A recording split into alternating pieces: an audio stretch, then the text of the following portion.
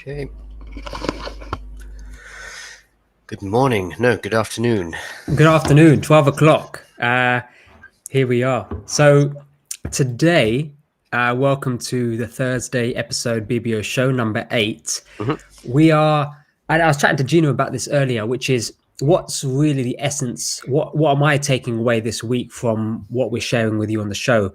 And it's very much a way to make money online from home, essentially, without the real need to set up a business. So, one of mine and Carl's passions are setting up an actual online business. So you are in control. You are implementing all of these mechanisms, which is so exciting in terms of creating all those elements. But right now we're in lockdown. Right now we're in self-isolation. We've been pivoted. We've been forced to change very quickly. Industries are closing. We can no longer physically go to work for a period of time. We don't know what that is. So we may not have the time, skill set, or even desire to go ahead and build a business, because an online business is a business fundamentally. So that's what we were talking about in regards to what am I taking away from this week. And it's quite exciting. So even I've started to explore some of the things that Carl has researched kindly and that we've been discussing this week in how we can add a bit of extra income to have multiple different ways to generate income online. So it's quite cool.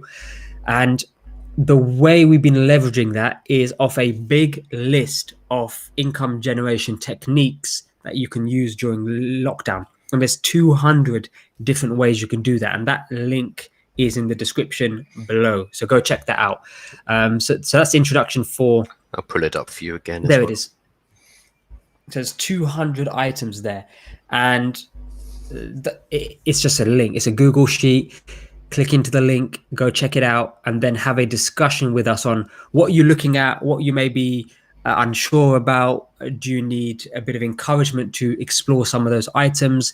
If that is the case, then just come and hang out with myself and Kyle and a few other new people who've been joining the Slack group, actually, which is also in the link below. So go check that out. There's two key things there, which is the big list of things, income generation, especially that you can leverage during lockdown and actually beyond. This may open up a new avenue beyond. And then join the Slack group. That's where you can have a conversation with us, because we're not always available on Facebook comments, YouTube comments, Instagram, Twitch, where there's also being streamed. So we're not readily available on all those areas. And actually, I don't tend to use social media for the personal sense or checking in regularly. It's not what I personally do. I know you don't do that as well, Kyle. No. I mean, I'm worse than you. I don't even do emails, so... Carl's living the dream. No emails, no social media, nothing. The only way to get hold of him is through that Slack group and via WhatsApp, and a business Slack group we've got as well. So that's the best place to get hold of Kyle. So Kyle, just let the listeners know what we've covered. So that's the big picture. What's the level below that we've covered and what we're doing today? Sure. As you've just mentioned, the whole point of this week is to give people ability to generate income right now, like this week. Some of these methods you could be generating money within the same day quite easily, whereas our normal focus with building businesses online and the work we do with clients and for our own stuff as well is more about building up an actual business, and that takes time, that takes months to do. So what we've been doing this week is just looking at fast ways to generate cash, to generate income, which can help with the current situation in lockdown, but it can also help you if you want to build a business moving forward online. It's a good way to raise capital, just to have some extra cash coming in the door. So we kind of overviewed different ways of what we're going to be talking about on Monday. We talked about the fact that making money online is has a bad taste. Lots of people, there's a lot of scams, there's a lot of nonsense out there. So we had to talk about how what we're going to be talking about this week is not that. And specifically, we've drawn together this list. It's now 200 different ways, 200 different methods, websites, services to generating income online. And I've been going through all of these different things, trying to filter out the rubbish and keeping what's actually genuinely useful and can help you make some money. On Tuesday, we went through the ones that require no specific skills. So they require you to have an internet connection, and that was pretty much it. Yeah. And time, some time to do surveys, to do market research, whatever it was. And we put together a handful of different methods. It could bring you about, I think it's $300 a month, US dollars. So Yeah, just 300 from that. Yep. which is a nice little sum for spending not much time and very little effort. And then Wednesday, that was yesterday, we talked more specifically about a skill that you do have, which is English. The fact that you are watching us tells us that you obviously speak English. So we focused on what you can do if you are a native or a fluent English speaker. So we talked about English teaching, tutoring, transcription, voice work, and freelance writing. So that was all in yesterday's video on Wednesday. Today, we're moving more in that direction. We are getting more and more skilled. And with these additional skills, there's additional or higher income that can be generated. So we started with stuff that requires no particular skills and there's very low reward. Still works, still worth adding a few of those methods into your portfolio. But today we're moving into professional skills. So things that you have got qualifications, diplomas, or you're just very good at doing, and how to monetize those skills and generate an extra income. So that's going to be the focus of today. Absolutely. And so I like that the way, Carl, you described it, because it's the lower skill set required, the lower the income you're going to generate from those techniques, those tools, all of those items on the list. And Kyle has actually categorized it in dollar signs, or you can convert it to pound signs for your own list, whatever.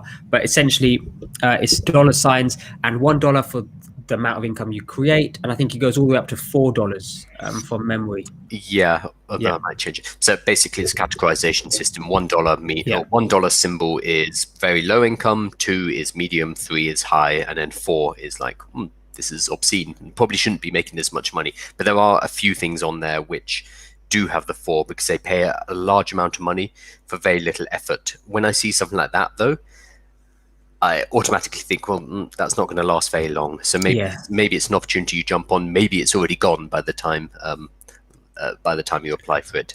Correct. And then as we're getting further in the week, we are probably in the top tier now. We're in the top tier where we're looking at professional skills. And tomorrow we're going to be talking about the creative skills in terms of art, design, graphic design, etc. So I'd say these sit together, but we just divided them into professional and creative in terms of the kind of income you can generate. But they also come with an assumed level of skill set or a discoverable level of skill set. So on that note, let's dive into point number 1, which is how do we actually identify the skills in terms of do we have the skills in order to generate this kind of income from the suggestions that you're going to give us today, Harms and Kyle? Which is a great question, and we need to frame this before we start talking about skill-based work. The easiest way to think about what professional skills you have is to look at what your day job is, or what your day job was if you've been furloughed. What have you been doing for the last few years? What kind of professional skills have you built up over that time? I'm not specifically talking about the area. So Harms, for example, if we can use you worked in engineering. Correct. Engineering degree and all that kind of stuff. Yeah. But a lot of your day-to-day work was project management. It was so team management. So project management was a part of that. Firefighting, definitely a part of that. Solution-orientated approaches, hosting team meetings. So these are and I understand the question you're asking, which is, the job was a engineer, but the skills required to do that particular job actually, if I list them out, are quite lengthy, and that would also be the same for anybody else in that profession or similar kind of professional role. So let's use the skill of project management, for example. Yes, you did it in the railway industry, but you could easily go and do project management in a different industry. So we're more interested in the skill rather than the industry in which you act. So yes, you might be sitting there thinking, oh, I'm a mechanical engineer, or I'm a bookkeeper. But more than that, you are going to have additional skills which can be monetized in different industries. So we need to be yes, your diplomas and your degrees, etc. That's a really good starting point, but we need to be a bit wider and think we're going to open up how you think about your skills today. Agree. So it is, what are the skills that you have or demonstrate which allow you to complete that job? So take the job, take the title, and then start to say, what are the actual skills? And a good way to do this, if you're already in a career or a specific job or have done in your journey so far, is what skills do they require as part of the job description? So just pull up the job description and say, okay, here's the list of skills. And actually, 8 out of 10 of those skills I enjoy, I'm very good at, and actually I demonstrate on a regular basis. Here we go. That is my list of skill set. So that's one way to do it. Now, Carl, what if somebody's listening and saying, I haven't got any skills. I'm not really sure how to identify my skills, or if I've even got any. What would we say to them? Sure. Well, that's in part why we started yesterday with English language, because a lot of people, you say, what are your skills? And I don't have any. I've just got out of university. Can't even cook for myself. And they go into this kind of useless mode of like, I can't do anything. And then as soon as you kind of push them a bit, like, well, you're moaning to me in English right now, so you can speak English, right? Yeah, I guess so. Like, and you can push these people, and then you start to find out that they do have skills. It's just when we are so used to something, when it's part of our everyday existence, when everyone around us is doing it, we assume it's not a skill. So something like speaking English, we assume it's not a skill. However, if you're looking for gigs or jobs in China, suddenly being able to speak fluent English is a massive skill. So because there's 300 million people who, in terms of a market size, require that skill or are demanding the fact that, hey, I need somebody to teach me how to speak English. So there's 300 million people there. So that figure is 300 million people in China are actively learning English at the moment. So just as a market size. So what you consider not like a skill, being able to chat in English, is actually a very valuable economic skill if you're talking about being a teacher or a conversation partner, or even doing language consultation work, helping people fix signs, proofreading their company brochures, etc. in China. Like that, suddenly what you consider not a skill is in the right context. So what's really helpful is not necessarily just thinking about what your skills are yourself, because we're really bad at identifying because we take them for granted. Instead, think about, what is it that people come to you for? Are you the go-to for organizing parties, for example? Like, that's a skill. People are coming to you because you're great at organizing parties. That means you have skills to do with logistics, bringing people together, event planning, etc., etc. And just a nice person. Yeah, hopefully. So ask people, hey, what am I good at? And it's a weird question to ask people, but it's going to be a very helpful process. Or if you're not comfortable asking that, think about what people come to you for. What do they ask for your help with? That's going to be where your skills lie, because other people identify that in you and they're coming to you for your help. Yeah, absolutely. And if you're unsure, this topic me and Carl can talk about for days. When we run our workshops, one of the parts of that workshop is helping people identify these items in order to attach it to a market space in order for them to start to develop a product or service within that market space. But that's when we're developing the whole business. So what I would suggest is, if you want some more prompt questions on this, come join us in the Slack channel and say, look, I'm Harms or Kyle, I'm pretty stuck on what am I good at? What is my skill set? Then I could just take you through a question process, a very quick one in a brief conversation, and then it will lead you to hopefully unlock that within yourself, or get somebody else to help unlock that within you. So number one is identify your skills. Now, once we have done that, where can we now apply this? Now we'll move on to part 2 of today's show. Sure. So you've got your list of skills, these are things you're good at. We need to find places where you can sell those skills. The first obvious ones are, we're going to call them marketplaces.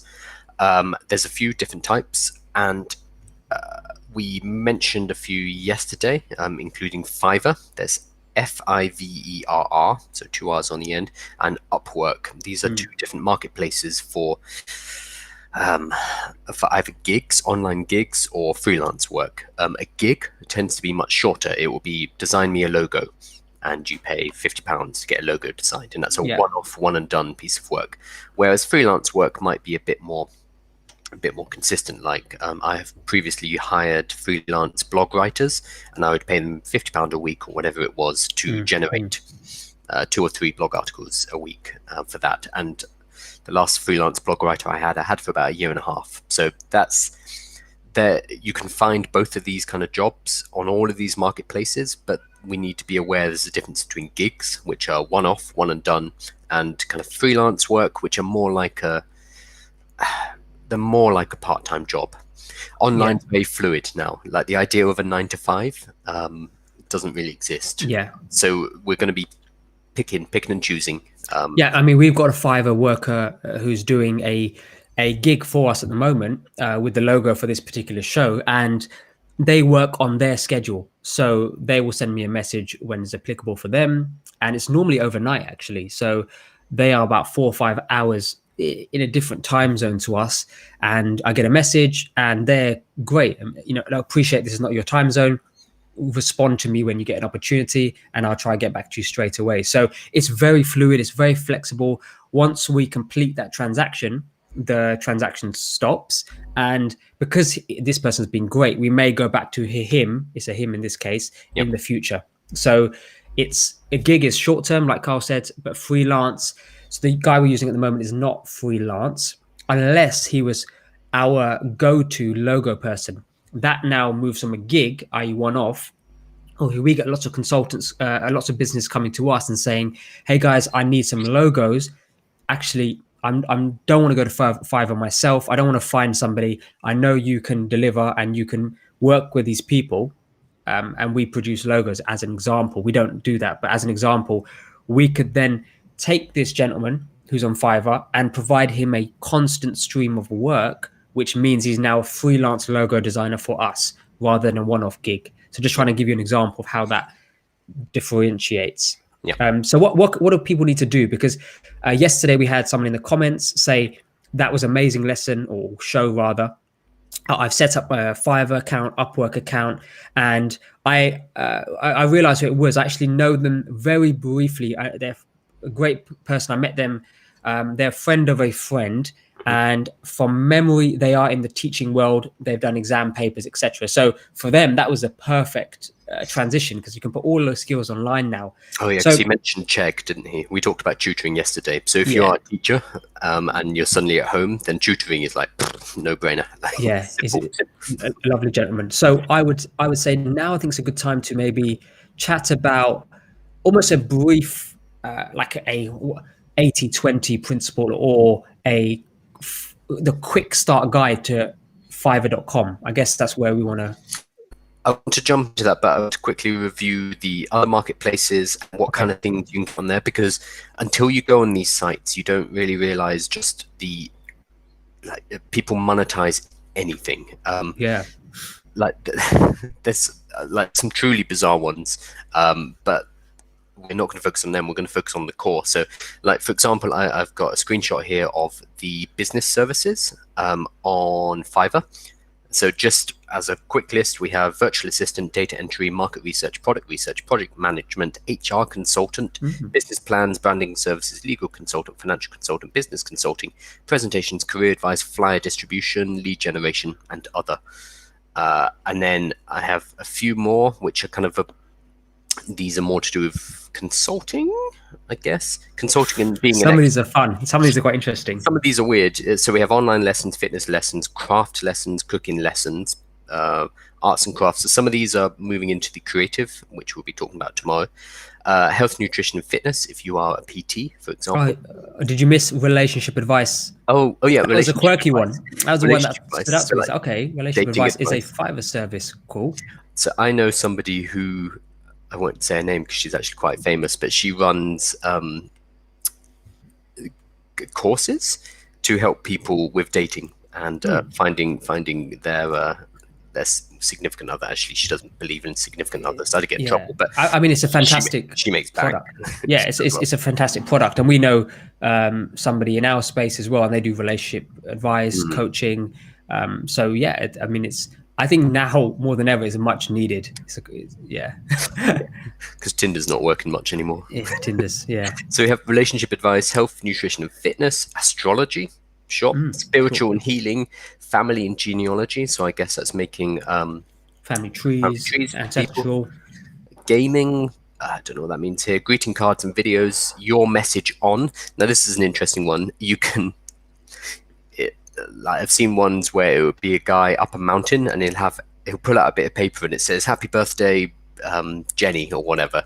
So you can pay somebody to write a message on a placard, stick it on a building in Paris, or like go up a mountain and wave it. Like it's just a very unique, That's cool. bizarre service where you can get people to deliver any message, either spoken or they pull out a sign in really weird places. I've seen other ones where it's a guy underwater, he Yeah. scuba dives down and he writes out "Happy Birthday," whatever it is, or he writes out your message on his tablet and he kind of turns it. So like very, very weird. But these people make money from it. Yeah. Viral videos, celebrity impersonators, collectibles, traveling, etc. Like it starts to get very obscure. So it doesn't really matter how obscure your skill is. There will be ways to monetize it. And what's interesting is there's enough assumed demand for Fiverr.com as an example to create a category for that section. So there's enough. Otherwise, they would not go ahead and create a category from that. So just knowing there's a category there can say, hang on a minute, there must be people paying as a product or service into that category. So that's a big, oh wow. Yeah, to get a message written on a whiteboard and taken underwater by the of it, like that's very bizarre. But there's a market for it. Yeah. So that's just two kind of, that's business, and I think the other one was teaching or something like that. That's just two categories, and all of those different subcategories are within there. Best thing you can do is just go on Fiverr and have a look around, and you'll realize like, oh wow, I can literally do anything. Whatever your professional skill is, chances are there's going to be a marketplace for that, and you'll be able to see other people already making money from this. Before we move on to how you actually go about setting up an account, etc., and how you gain a foothold, there's a whole bunch of these marketplaces. We are using Fiverr because it's one of the most well-known. It's been around a long time. It used to be extremely cheap. So the name Fiverr was because all the gigs started at $5, which is not really the case anymore, which is good for you if you're selling your service. All the prices have gone up. Yeah. But then there's also Upwork. That's another one. If you've heard of Odesk or Elance, these were two big freelancing platforms 5 years ago. They both merged into Upwork. So they no longer exist, but the two biggest platforms came together and they made Upwork, or one bought the other, I don't know. But so Upwork is a gigantic market for freelancers. It tends to be more long-term stuff than Fiverr gigs. So it would be like the blog writer that I hired for a year and a half. I found him on Upwork, not on Fiverr. So it tends to be longer term. The prices tend to be higher. And again, I suggest you just go there and see what the different categories are and see if your skills fit in there. And then a few others just quickly: People Per Hour, Solid Gigs, and freelancer.com. Again, there are maybe 100 different sites like this. Once you've built a profile, once you've built a description, and you've worked out your product offering, which we'll be talking about now, you could actually just post it onto all of these sites. There's no reason why not. Yeah, copy and paste. Yeah. Yeah. So we're going to be talking about Fiverr, but be aware there are a whole bunch of other ones. Yeah. So Fiverr, that's fine. Yeah. So when we discuss it around Fiverr, just take everything that we're applying and saying, I can use this for Upwork, People Per Hour, Solid Gigs, Freelancer, and all the other amazing ones out there. So just consider it that way. We're just using Fiverr because of the reasons Carl said, and we also use it as well. We're currently using it, so it's a nice thing to talk about as we personally use it. And what was interesting with Fiverr.com in the previous discussions was there was a feeling that all of these people's skill set, it was a race to the bottom, i.e. who could charge the less. And we saw that for a couple of years, but now we're seeing it reverse, where everybody on there, if depending on their skill set and how they're positioning themselves, and if they genuinely can do it, what they're saying to a good quality finish actually is charging appropriate amount, as if you would physically go see them in real life. So the £50, £100 slash dollars as they charge $150. A logo you can get from, it used to be £5. You can still get that, but you want to be entering now at the 50 to £100 mark. I use logo as an example because it's something that somebody can understand quite quickly, but it could be in any of these niches. Yep, could be So, it. so let's talk about setting up the account basics. Just very simple, because we could do a whole week on Fiverr.com. We could do a whole day on Fiverr.com. Yeah, I think we should as well, on all of these platforms. So Okay. get set up on them. But very briefly, let's just jump into it. So the main thing you need to do is, when you are coming to this, is you need to think as a buyer, as somebody who would be coming to you as a professional. Why would somebody come to you and buy your services? So you need to put their hat on for a moment. So when you're exploring Fiverr, explore it as if you were somebody who wants to purchase a service. If you're thinking of it just from your point of view, you're not going to get very far. You need to think of it from the demand point of view rather than the supply point of view. Yeah. So that's not really a to-do. It's just something to be aware of when you are exploring. One of the biggest things you need to nail is your category and your subcategory, which means you need to know these categories inside out. You need to know which ones are active, which ones have lots of sales going on in there. You can see this. You can see all the categories. So just go browse through them all, shortlist 3 or 4 where your services could sit, and then kind of explore them in a bit more detail. In terms of what you're actually looking for, you're looking for successful competitors. And I know this sounds counterintuitive. A lot of people will see somebody with 1,000 5-star reviews and think, well, he's going to get all the business. Why would anybody go anywhere else? And then you might throw your hands up and give up before you even start. But instead of seeing it that way, see it as, okay, this guy has done 1,000 gigs at, let's say, even if he was doing it at $5, that's $5,000 worth of work. He's probably raised his prices over time. So maybe his average is $50 now, which means he's made 50 grand. What that means is there's demand, and demand is the most important thing here.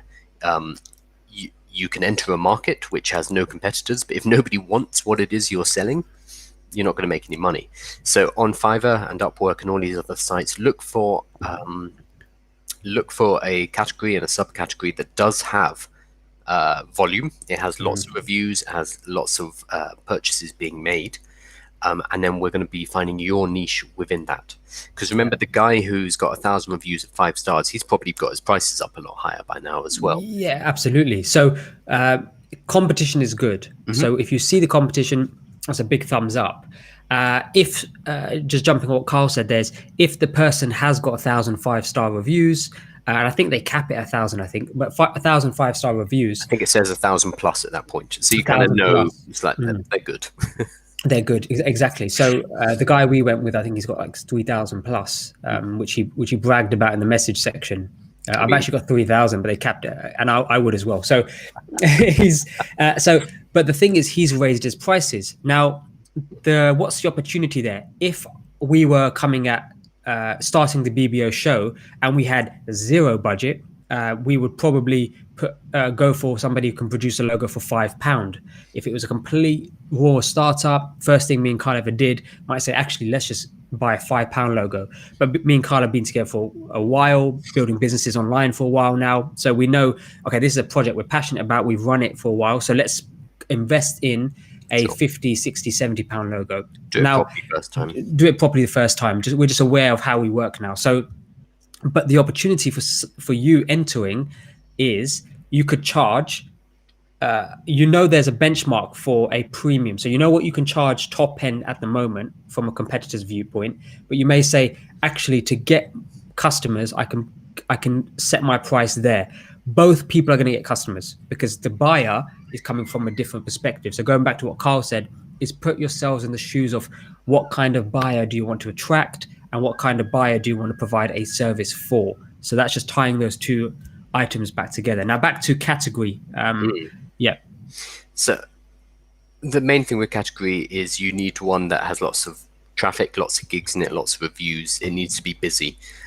We can't get much more data from Fiverr or Upwork about the best categories, unfortunately, but you can kind of use your common sense plus the fact that there is active business going on in there. to choose an active category, and you want active. You're not looking for something you can dominate. You're looking for something that has enough volume for you to start building. That's really important. And then we're going to niche down once we enter that category. So yes, we can come in at a lower price point than the guy's been doing it for the last couple of years, and that's one way in. That's a very simple way in. Simple way, yeah. We're not necessarily. I think when you're starting out, yes, that's absolutely fine. But we don't want you to devalue your services. So you need to find another way to define your niche. So whether it's providing a very specific service, whether it's your background. So if you are watching this and you're in the UK, that actually does give you a leg up on a lot of the services in Fiverr. I don't want to make this a national thing, but there's a little flag next to your name in your profile. And a lot of times native speakers will be hired above people from other countries. It's just an advantage. Whether that's a good thing or not is not really asked to say. But if it's a language-based gig you're doing, that might actually help you. So like, where's our logo designer from? So our logo designer is from, I think it's Serbia. Somewhere like that. Which for logo design is nothing, because it's like an art thing. As long as you can communicate, it's absolutely fine. Yeah. If I was selling my services, proofreading legal documents, for example, then the fact that you are from the UK or the US or wherever could be used as a selling point. And you see that a lot on Fiverr with people pushing that. That's going to be less so if it's like video editing or logo design, where the language ability doesn't matter.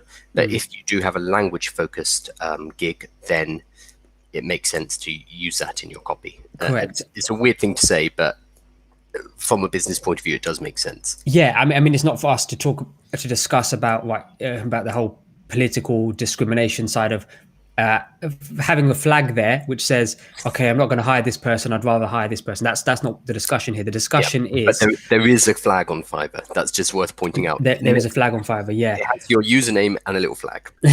So that's how they do it. But that also will have its benefits as well. So if you are, say, British or from the USA or from a place where a customer also values the fact that, culturally, you're going to have the same level of conversation. So if they describe something to you in terms of, okay, this is the spec, or this is the work list I need to be done, culturally and also comprehensively, you're just going to get them immediately. So somebody may pay a premium for that.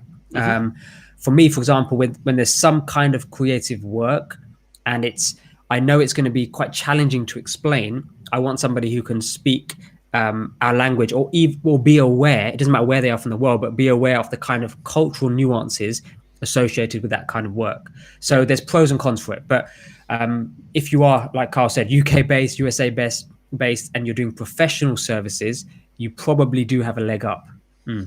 Especially if it's something that's accredited. So like an accountant, if you have ACCA, qualification in that country, obviously you're going to use that. It's a tricky topic to talk about, but the fact that Fiverr does put a flag next to your name and you have to verify your nationality and stuff like that, it does lead into the sale. So we have to address it. So that's one way to niche, but also really narrowing down what your particular product offering is. This is hard. I think I just expand on that slightly, because one of the things, and I fell into this trap a lot when in the early days, which is I want to be able to do everything, or I want to present myself, and sometimes I still fall into that trap. I want to present myself that I can do this for you. So that's what we're saying don't do. So what Kyle is saying is do. Yeah.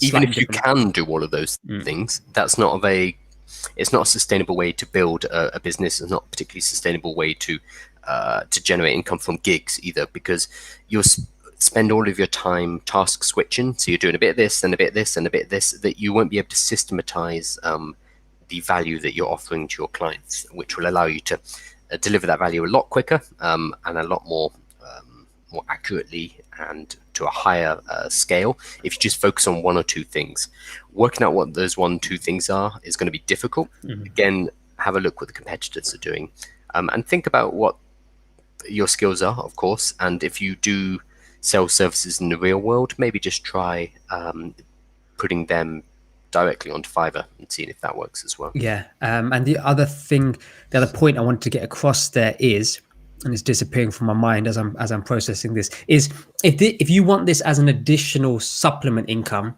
then what we want to do is, look, you've already got a day job and the hours may be reduced right now. So you're able to get your work done from 9, 10, 11, 12. Okay, now 1 o'clock, you're free after lunch. Great. Now, the rest of the day, rather than dive into, like Carl said, there's lots of different kind of methods. The best thing to do is just say, right, I can do this task, which is systemized, and it's the same thing for the next 2 or 3 hours. Yeah. Do is done.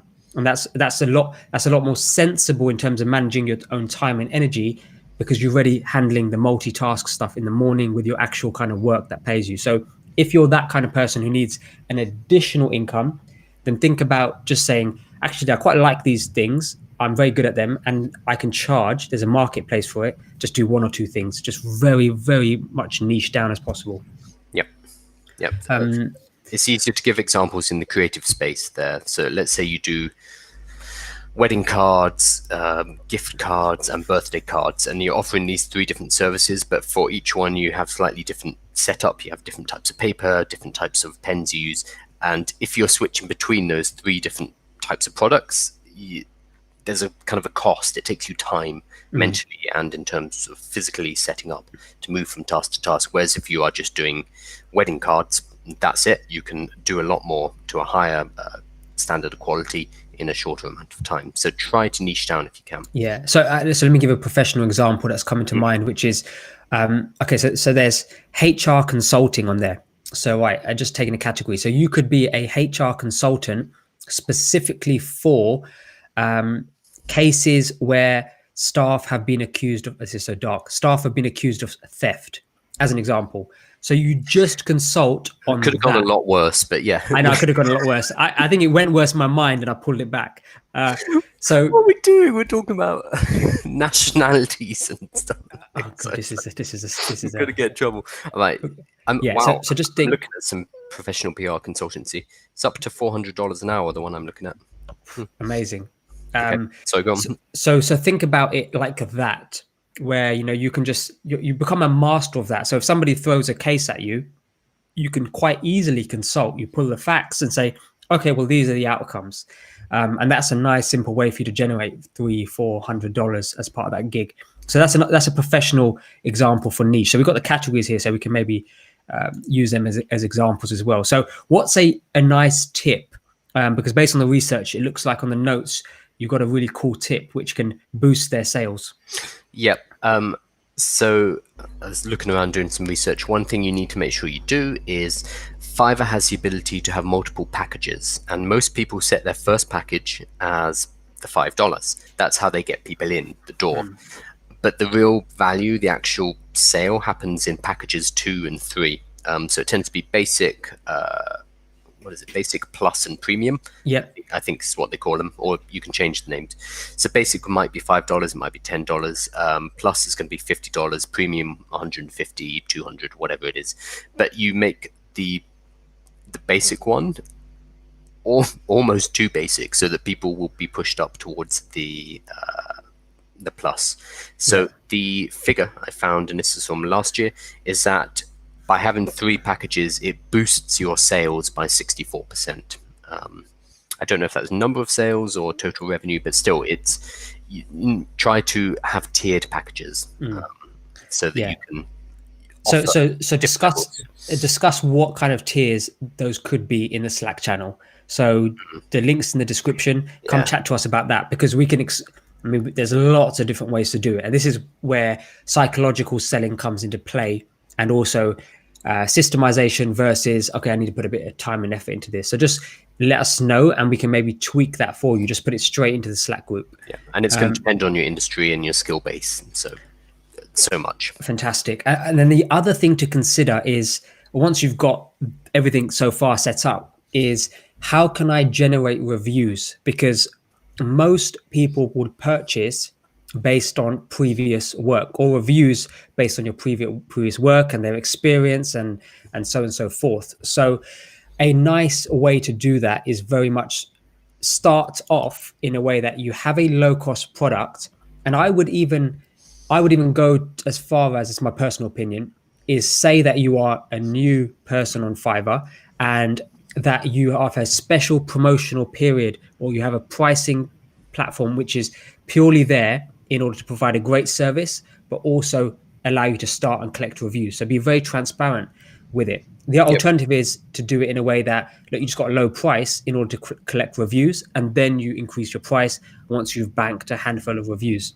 I think be open about it though. Like I say think so as well. I have 10 years experience in accountancy. I've just started selling my services online, and for this promotional period, for this kind of starting off period, I have a Yeah. promotional price. I'm charging 25% of what I will be charging further down the line. So basically use this opportunity to get somebody who is a seasoned veteran in the industry Yeah. at a ridiculously low price while I build up my reviews. Yeah. Just be honest about it. Exactly. I think the transparency is great there. So reviews is going to be essential. So that's a nice tip in order to go ahead and collect reviews for your Fiverr profile or any of those platforms. That's a nice technique to use.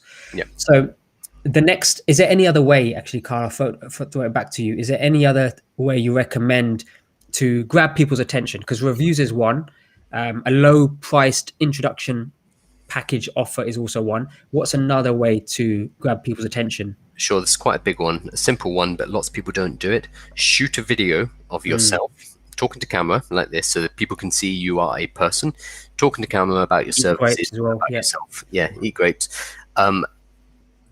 So a lot of gigs on Fiverr are, you think you're talking to a single person in whatever country, but it's not actually a single person. It's a front for a larger company, which will have multiple workers working for them, and a lot of the buyers on Fiverr know this. So by having a personal video of you actually saying, "Hey, this is me. This is what I do. These are the services I offer," it makes it a lot more personal. So you aren't just a Fiverr farm like a lot of these other profiles. So it just makes you more of a person, and people ultimately do business with other people. So that's why you should record a video, and you can add it to your gig listing. And very few people do this, so it's an easy way to stand out. Yeah, agree. And I think that's a tip in general, period. So if you've got a website, if you've got a landing page, Yeah, if video. you've got a Fiverr, have a video like this. It doesn't have to be crazy. It doesn't have to be amazing production, just a bit of lighting and a camera, and then you're good to go, and just give that personal effect. Now, Carl mentioned Fiverr farming. That's a interesting phrase, but that's a business in itself. So Yeah. we're not going to dive into that. We will mention it briefly. If your brand or your profile grows large enough, it's a great arbitrage opportunity, but it is a business in itself, and that is a possibility if you get. So arbitrage is a bit different. So Fiverr farming would be if I Okay. I would. Oh, I guess they're similar.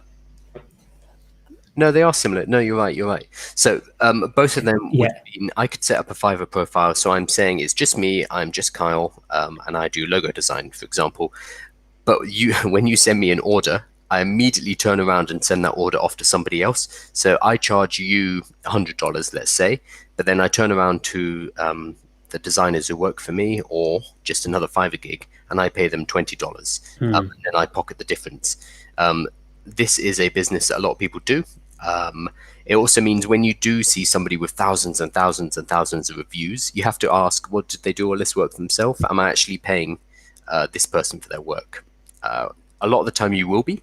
Yeah. But sometimes if they have 20,000 reviews, for example, in a year, you have to ask, well, that's probably not one person designing the logos, is it? Correct. That's not really possible. So this is why having a video on your side is very useful, because you are showing you are a person, and that it will be you doing the job. Because when it is farmed out to other people, it means the quality will differ. You don't know if you're going to be getting the same service that the other people who gave 5-star reviews did. Quality, communication. You may not be buying what you expected. There's a whole bunch of stuff involved there, but some of them are, this is a legit business and it can work. If you're thinking, okay, my brand at some point has grown large enough that I'm getting more work than I can handle, then by all means. If you think you can manage the quality control and you want to start operating a business rather than operate as a freelancer, so that's the slight difference there, then by all means explore it. But that's not a discussion for today, probably just a bonus note.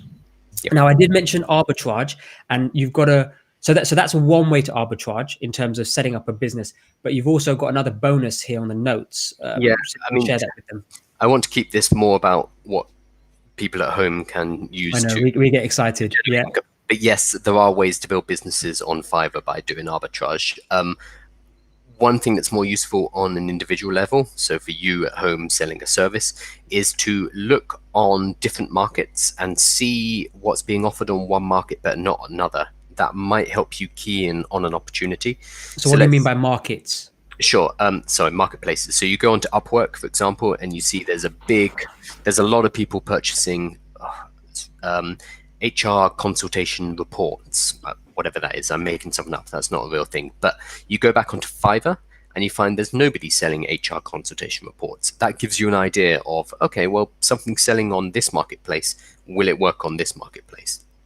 Correct. So, something to test. So it's almost like riding the trend, which hasn't quite hit yet for Fiverr in that example. So Upwork has an established category within your niche, but Fiverr or other companies, people per hour, solid gigs, freelancer, they might not have established those categories yet. There's not enough customers to serve that, or there's not enough people providing the service, which means they also can't produce the category. In that case, set up on the alternative platforms and offer that service, because a website or marketplace are very similar is generating that kind of product, service, and traffic. So and it's just riding trend. It may die out quite quickly, or you may ride it for 6 months before they even create a category. Yeah, so that's just a side hack you could try. Obviously, it needs to align with your skills. Just because you find a gold mine on Fiverr, which doesn't exist on Upwork, doesn't mean you can do it if you don't have the skills. So it needs to align as well. Correct. Okay, so that's almost part 2 of today's show, which is how do we leverage Fiverr, Upwork, people per hour, all of these online virtual marketplaces to present our skills within a niche category. Mm-hmm. So that's nailed. So what do we have for? Okay, these are both labeled number 2. Wait. This is number 3 then. Number 3. Okay, so we got our notes 3, 4, 5. Oh my god, have we got 6 items today? I thought we was only showing. It's right. The 5 is the main one. 5 is the main one. Okay, so now number 3 is we're looking at Fiverr's great and Upwork, etc. For just think of it right now, and this is not completely the actual process, but just think of it in the purpose of this example as short term. Now, what if there's longer term projects? And Carl, you've pulled out some of these items here, and again, like you, if you're similar to me right now, I had not realized any of this, or say about 150 items on this 200 item list in this big list, and that link is in the description below. I had no clue about this, so thanks from us and the audience for researching that, because that's not a small feat. So the next one, we've looked at gigs and we've looked at small freelance work. What we're looking at now is something, it's got a different name. It's called remote work. So remote work is much closer to having a part-time or even a full-time job, but just based on your laptop, you're working from home. So these are much longer. These tend to be on contract basis. The way you get these jobs is by applying, much like you would with a real job, a job in an office, a job in the real world. But these are ways, again, that if you are at home, if you are furloughed, if you are you have extra hours in your day, there are ways for you to take on a part-time or even a full-time job from the comfort of your own home. So again, there's a lot of them on the list, the Google Sheet list, which is linked below. But we've got things like flex jobs, daily remote, solid gigs. Again, we mentioned them before, but they have longer jobs. Skip the Drive, Europe Remotely, Jobspresso, No Desk, Remote.com, Remotive, Virtual Vocations, Working Nomads. Like there's there are many, many, many of these sites. Two that I Loads. wanted to quickly highlight were Non-Profit Remote, which is specifically for non-profits, which is cool. Okay. And Yeah. another one called Power to Fly, which is female focused, females in tech. So Mm. there are niches within this remote work landscape. So whatever you're looking for, you will be able to find something specific. What I will say is a lot of these, the ones I've added to the list, I've tried to keep them as general sites, but a lot of them will be coding. There will be web Interesting. development, there'll be coding, which makes sense because it's something that can be done from anywhere.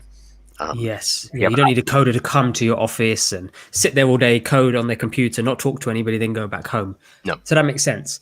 So yeah, so a large part of coding. So a Um, lot of them the ones I've put on the list generally are not just coding ones. They're ones that have wider.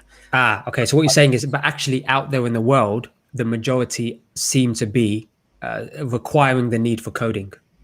Yeah, there's just a lot more.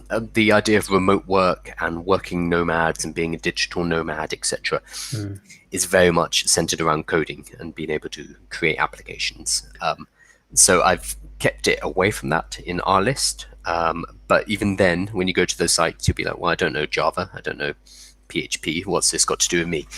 But there are other skill sets which are also there's a lot of remote work for. The ones I found and I want to highlight are accounting, bookkeeping, customer service, data entry, billing. So that's like chasing people up for bills, invoices, that kind of thing. Which is impossible right now, obviously. But Yeah, yeah, yeah. Good luck. There's probably lots of jobs in that. So lots of demand. yeah, Please get these invoices paid for me. Yeah, billing, research positions, and translation, which is something we fantastic. didn't talk about yesterday, but it's kind of language related, obviously.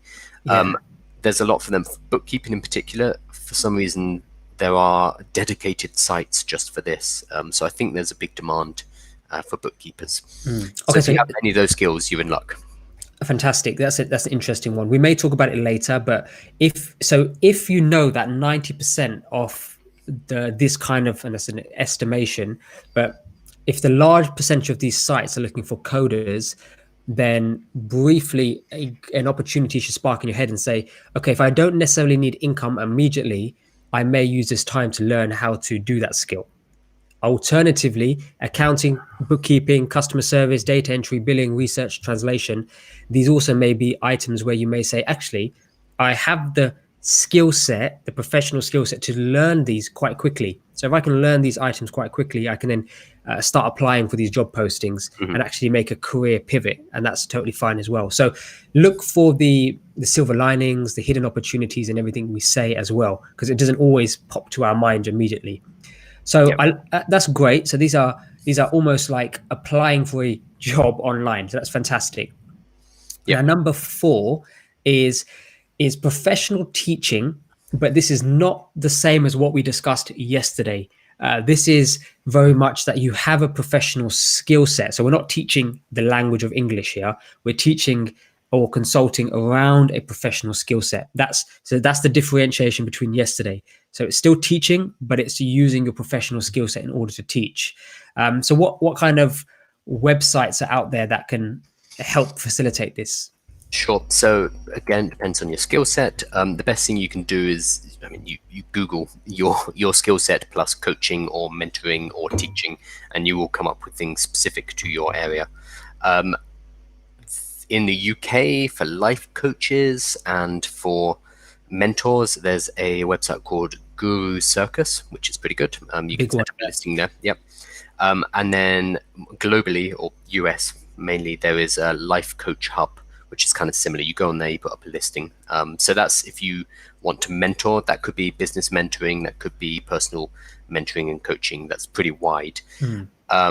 So And those platforms will then, so the job of these platforms, because just in case you're thinking, okay, well, this is so many different places to go to, just to put it into context, the business that they've created is to be the middle person between your customer and the person who's a professional. So you, the professional, don't have to deal with the marketing, the sales, the scheduling, the fact that you have to some people think like persuade this client to come on your portal to get coached by this portal's coaches. So think of it as a portal, a facilitator, a middle person between you and the customer. So they do the business for you, so you can do the job of delivering the value, which is in this case coaching and mentoring. Correct. So again, this is not talking about mine and Carl's passion, which is we would like you to be that middle person. In the ideal scenario, if you had a conversation with us, we would encourage you to be the platform that sits in the middle. And we get derailed as well, like talking about Fiverr arbitrage. That's us trying to build businesses out of. I know we have to stay focused. Yeah, we're trying to give you, okay, this is what you can do this week. But then at the same time, when we look at all these ecosystems, all of these business areas, automatically we're like, oh, we could do this, we could do this, we could do this, which is not helpful for you right now. So we need to we'll keep a lid on it.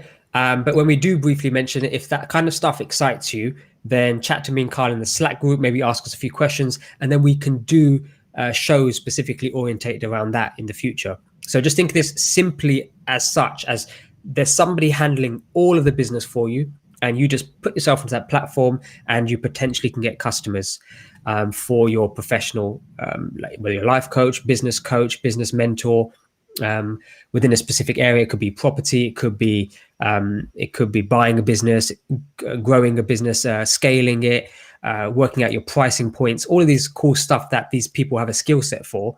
That's the place to go apply. So number 4, that's professional teaching. Now, what's a smaller version for that? What's a even, I don't want to say the word, I'll let you say it, but a smaller version for that? Sure. So I'm calling it micro consultation. So number 4, the one we just talked about, is coaching and mentoring. Generally, you'd contract with somebody and you'd talk with them every month or every couple of months or whatever. What I'm talking about now is micro consultation, which is literally talking to a business or answering questions for a business as a one-off, almost like a gig. You can do this stuff on Fiverr, but I also found some interesting sites. There's one called Clarity FM. So Clarity FM collects business experts and links them up with startups and businesses who need expert advice. So if you are an expert on mergers and acquisitions, or you're an expert on HR, for example, and this business needs to have a quick call and sort out some issues, they can call you for 30 minutes using Clarity FM, and you get paid for a 30-minute call. A 30-minute call averages around $50 apparently, which is it's fun. Again, the main benefit is you are on the platform. The platform will deal with all of the marketing for you. Your listing is there. The platform is bringing new businesses to its website. They will see your profile and then they'll book a call with you. So again, you don't have to do very much. So that's clarity.fm. There are also some websites called Just Answer and Any Question. So these are kind of research. They're a bit like the surveys we talked about on Tuesday. Yeah, they require specific professional knowledge. So they will pay more. They're not just paying 30 cents or whatever. They'll be asking questions about specific, whether it's, I don't know, accountancy questions or bookkeeping or whatever it is. HR compliance. Okay, so HR compliance. So they're assuming that you've got a qualification, you've got experience, you've got a CV in that area, so that when you answer the question, they're getting it from an expert who's a proven expert, rather than I'm not actually sure how Wikipedia works now, but in the early days, Wikipedia, like anybody could answer the question. You didn't have to be. You still can. You need to register for an account, but it is curated by everybody. So Just Answering Any Questions are answering platforms where you get paid a small amount for answering each question. Fantastic. And then another one, this is an honorable mention, it's Haro, Help a Reporter Out, Haro. Now this is not paid, but this is a really cool way to build up your brand online to get free PR basically. Haro sends an email every single day, which will have journalists who are looking to interview people. They're looking to get sound bites, they're looking to get full interviews, they're looking for people who have had certain experiences and talk about those experiences. So the I wonder what they want to know right now. Who's had coronavirus? Who's had COVID-19? So on Harrow, you go on and you pick what niches you are qualified to talk about, Yeah. whether it's business, entrepreneurship, HR, craft. Like there's a huge amount of different topics, and then each day you'll receive this email with all of these journalists from around the world looking to speak to experts in your space. Not paid, but it's free PR, and it's worth doing for the brand building. The free version of Harrow, you get to sign up for one keyword, and I think the paid version, first level, you get to sign up for 3, etc., etc., etc. Interesting. And that's a nice way to, yeah, it's brand building basically. But you won't get paid for that one. Okay, fantastic. Okay, so that's micro consultation. So let me just quickly summarize before we go into this last section. So we've done, firstly, identify your skills, number one. Number two is exploring and bringing to your awareness things like Fiverr, Upwork, these workplace marketplaces where you can do gigs, freelance, and we've explained the difference there. Number three is longer term projects, where essentially you're applying for a job, but it's done remotely. The contractual agreement will be slightly different than a full-time employee, I imagine. Then number four was professional teaching, i.e. online coaching, mentoring, life coaching, niche business consultation, that kind of thing. And then the level below that, or a smaller version of that rather, is micro consultation, where somebody can book you for an hour, hour and a half, and you get paid for that time. You may be a Skype call like this. I need some business consultation for this hour. You may have a great brand. You may be an expert in a specific area, and somebody wants to quiz you on that. So micro consultation. Now, number six is we have to be conscious, because this is another one myself and Carl can speak about for a very long time, because this is something we enjoy doing. As a person, I snuck in. I was you just snuck saying, this one in. we're not going to talk about building a whole business.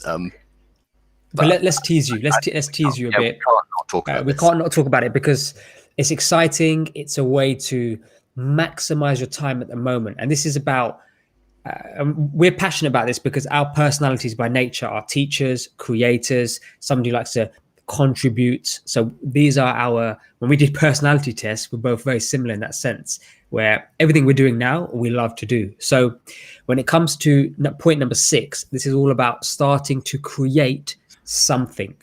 We'll explore this now for a little while, but without talking about it for days. So starting to create something, leveraging the time you have available right now, rather than going out and saying, okay, if you don't need the cash, then everything we've spoken about, you just don't have to do it. It's now in your awareness.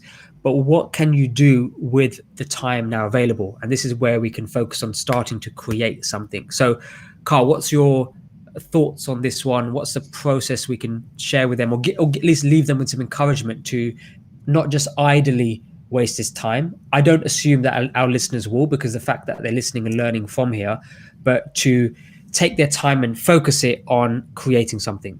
Sure. So we don't want to get into the full process of creating a business. We've made courses on that. We've done workshops on that. That's available if you do want to learn about that. But we've been focusing on things that can generate income right now for you. What I'm talking about now with creating something is creating an asset which will be able to pay you pretty much indefinitely from this point on. At the moment, a lot of us are at home. We have more time than we've had before, whether it's because you're not commuting, whether it's because you're working less hours per day, whatever it is, we tend to have more time. We can be using this time to create something from our skills. We have professional knowledge, we have professional skills. We can start to turn that into an asset, which moving forward can pay us every single day. So we're not working hour to hour. So what do we mean by asset when we say that? Sure. So the simplest is something like an ebook, or it used to be in the old world. Traditionally, it would be a book. 100 years ago. Yeah, and get it. Yeah, 10 years ago. You'd write a book and get it published. That's not really the route you'd take anymore. I'm talking about starting a podcast. I'm talking about writing an ebook. It could be creating a course, so capturing all your knowledge and starting to teach people. So we did that. So let's give an example of how we did that. We've done all of these. We've done all of these, but the course one was quite cool because it was about sharing our knowledge on an online business basis, Hmm. where we put together a 10-hour course on how to build an online business from the ground up. Principles first, understanding the business side of things first, and then working through. And this is where we spoke about the baton philosophy, which we spoke about in week 1 of this show, episode 1 to 4. So the baton philosophy is business, audience, tribe, offer, network. So once you've got a business in place, how do you attract an audience's attention? How do you turn them into people who have given you permission to market to them? To give them permission to sell to them. Then at the offer stage, we actually offer them our product and service. And then network is all about scaling once we have proven that entire model. So the baton model we have taught and it's out there. So we've got it on Udemy. We've got it actually on this YouTube channel. Hmm. So on Udemy, I use that as an example. It's an online learning platform. It's the middle person between you, the educator. In this case, it was us, and providing you that. I think we've now had over 12,000 people enroll onto that program, and I think over 200 people have reviewed it, and it's got 4.2 star reviews. So that's an example of putting an asset out there online. Now, that's also available on this YouTube channel. So if you're watching us on this Building Businesses Online YouTube channel, you can go through the playlists, and that is also the Baton Principle course in its entirety. Now, it's a chunky course. From memory, we're talking hours and hours and hours, because it's jam packed. It's how to tutorials, it's techniques, it's principles. I think. Yeah, it's a lot. 10 hours comes to mind, because it was pretty intense. Me and Carl both produced it. It's a video course as well. So, and the idea is not to sell this course to you, because it's completely free. So you can explore that if you would like to. The idea is that that asset is now in place. So how do we now leverage that? How do me and Carl leverage that? Well, actually, if we've got 12,000 people who have enrolled onto our course, 200 plus people took the time to review it and they gave it 4 stars plus. That's what we're talking about, creating an authority and a level of expertise out there. And that's an asset as an example. So that's our particular strategy with that course.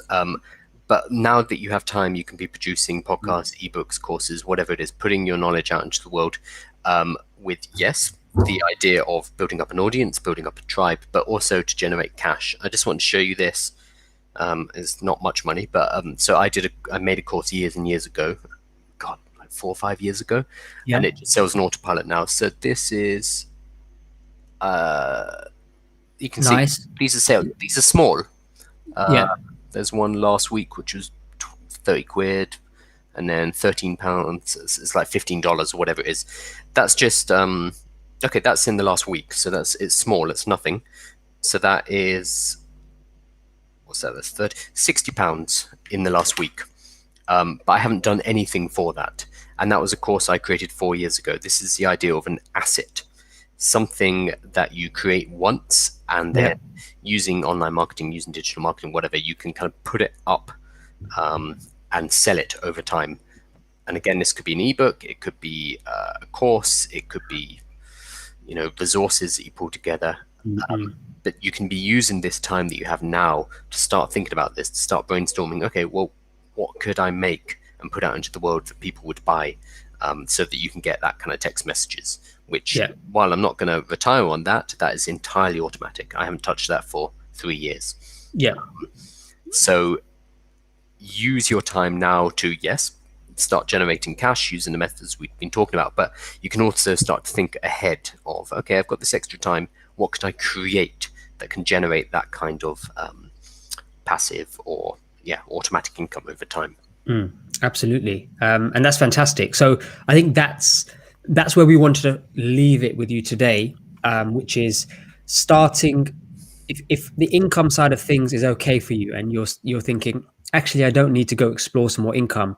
Well, now's a great time to simply create something, podcast, ebook, a short course, and we will do things on this in the future, but you can just explore it for now, or just start thinking about it. It could be as simple as, I'm going to take the next 2 weeks to just sketch the concept for my ebook, just to jot down some ideas, things I would like to talk about, what is my skill set that I can document, which I can share in the future. So that's a nice place to spend your time if it's not just purely income generating for the things that we've spoken about so far this week. So for today, we spoke about how to leverage, how to make money online, leveraging your professional skills. Yesterday was very much language skills, English in particular. It can be, some of those items can work if your language is different. You just have to look for your native language is different. You just have to look for the similar websites in your region that apply to that. So just use that as an example to find something similar for your language base. And the day before that, this week, Tuesday, we spoke about skill set where you just don't need any skills per se. So no skills, language. It's a funny skill set. Skill set 0. Skill set 0, and I can still make cash from it. And now professional skills. Join us tomorrow for the creative side of stuff, which is amazing.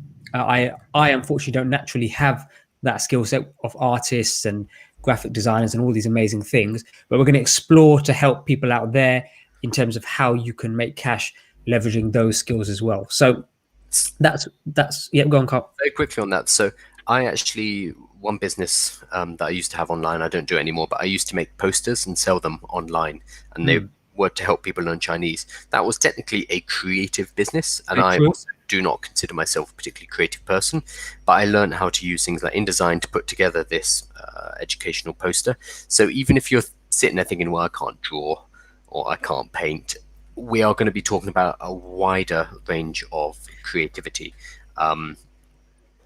So yeah, even if you're thinking you're not artistic, creative work is going to be much wider.